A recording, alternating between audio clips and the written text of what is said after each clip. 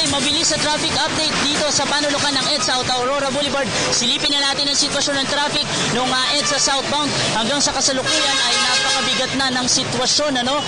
Yung ganyang pagdaloy ng mga sasakyan 5 to 10 kilometers ay tuloy-tuloy na mula dito sa EDSA Underpass ang Aurora hanggang dyan sa may EDSA White Plains, tuloy-tuloy na sa may EDSA Ortigas. Kaya kung kayo papunta ng lungsod ng Makati at Pasay, naku, pakidalian na po ang inyong kilos dahil nasa pang bibigat ang sitwasyon ng traffic sa mga susunod na oras, lalo pat rush hour ngayon. At yung sa northbound naman, kung makikita ninyo, walang kaproblema yung pagdahin ninyo kung kayo ay papunta ng Balintawak at Kamanava area. At ito na ang inaabangan ninyong segment tuwing umaga, ang It's a Sign segment. Ito na ang ating sign. Pamilyar kaya ang mga boss natin dito? Panoorin natin to.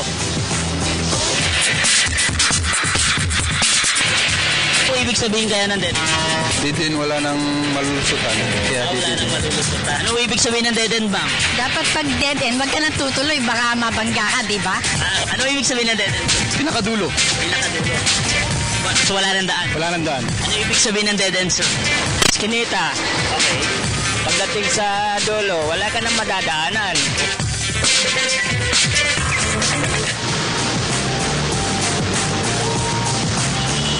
Okay, no true road o walang dugtong na daan or dead end. Katapusan ng isang kalsada. Yan ang ating traffic sign for today. Siyempre, tandaan sa buhay, may mga dead end tayo na kinasasapitan. Pero gayon pa man, hawak pa rin natin sa ating mga kamay kung paano tayo liligaya at may alternatibong daan tayong mahahanap.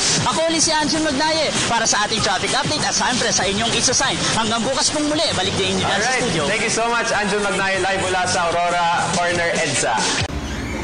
Ako po si Cathy San Gabriel. Subscribe na sa PTV YouTube channel. I-click lang po ang subscribe button.